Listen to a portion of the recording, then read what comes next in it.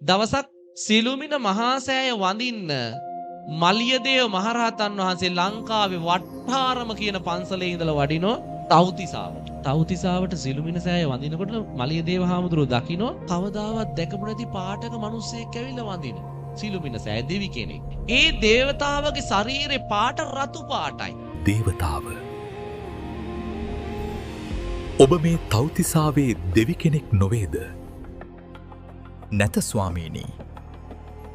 මා තුසිතයේ සිට සිළුමිණ සෑය වන්දනා කරන්න පැමිණියෙමි.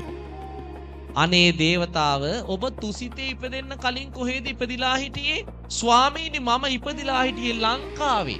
දේවතාව ඔබ ලංකාවේ කොහෙද ඉපදිලා හිටියේ? ස්වාමීනි මම ඉපදිලා හිටියේ තිසා වැවේ වැව්විස්මත්තේ. තිසා වැවේ වැව්විස්මත්තේ කොයි හරියද? වැලිතාවුල්ලේ. ඒ මහනවනේ. මලියදේව හාමුදුරුවොත් මේ දේවතාවගෙන් විස්තර ඇහුවේ සමීප නිසා.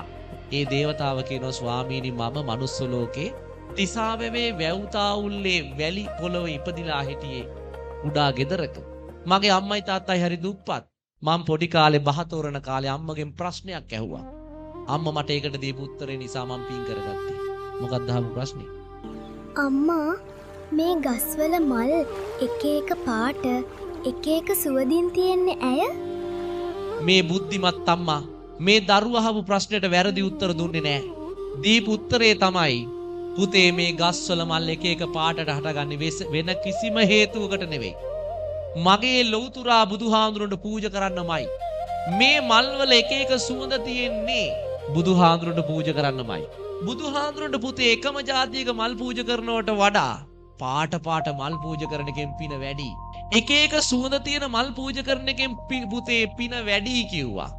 අම්මා දීපු උත්තරේ කොහමද? අර පුතා එදා ඉඳන් මලක් දැක්ක ගමන් කඩාගෙන දුවගෙන ගෙදර රන් එනවා. අම්මේ අපි මේක පූජා කරමු.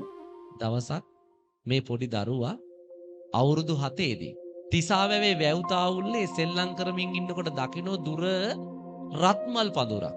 මේ දරුවා ගිහිල්ලා අර රත්මල් පඳුරේ රත්මල් ටික කඩාගෙන ඇවිල්ලා තමන්ගේ යාළුවන්ට කියනවා අපි මේ මල් ටික පූජා කරමු.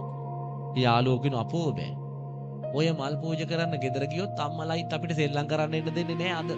ඒ නිසා ගෙදර යන්න බෑ. අපි මෙතන පූජා කරන ක්‍රමයක් තියෙනවා පූජා කරමු. මේ පොඩි එක්කෙනා කියනවා මෙතන පූජා කරන්නත් පුළුවන්. මම පන්සලේ චෛත්‍ය දැකලා තියෙනවා. අපි මේ වැලි වලින් චෛත්‍යයක් හදාගමු. අපි වැලි වලින් මෙතන චෛත්‍යයක් හදාගෙන මේ චෛත්‍යෙට මේ මල් ටික පූජා කරමු. පොඩි එක්කෙනා පන්සලේ තියෙන චෛත්‍ය තමන්ගේ හිතේ මවාගෙන අර වැලි වලින් චෛත්‍යයක් හැදුවා. වැලි වලින් චෛත්‍යයක් හදලා අර චෛත්‍ය වටේට මල් ටික තියලා පූජා කළා. මේ පොඩි දරුවා වැලි වලින් චෛත්‍ය හැදුවත් පන්සලේ චෛත්‍යේ ඒ ධාතු ගර්භය හිතේ මවාගෙන මල් ටික පූජා කළා. ජීවමාන සංඥාවෙන් පින් සිද්ධ වුණා. හැබැයි ඒ දරුවා ගෙනාපු ආවුස එතනින් ඉවරයි. පෙර සංසාරේ කර්මයක් ඉස්මතු වෙලා එදා රාත්‍රී දරුවට උදරාබාධයක්. දරුව රෑ මිය ගියා. මී යන වෙලාවේ දරුවගේ හිතේ හවස පූජා කරපු රත්මල් ටික චුති චිත්තේ යහපත් දරුව දිව්‍ය ලෝකෙ ගිහිල්ලා ඉපදුනා රතු පාටට. හිත අද එයි මරු පින් කරගන්නේ කෙලෙසද සෙට මරු නේය සිතන්නේ. ඔය ඇත්තොත් මමත් මැරෙන වෙලාව අපි කවුරුවත් දන්නේ. ඒ නිසා ඒ මැරිලා වැටෙන මොහොත වන විටත් අපි පිනෙන් පොහොසත් වෙලා ඉන්නවා.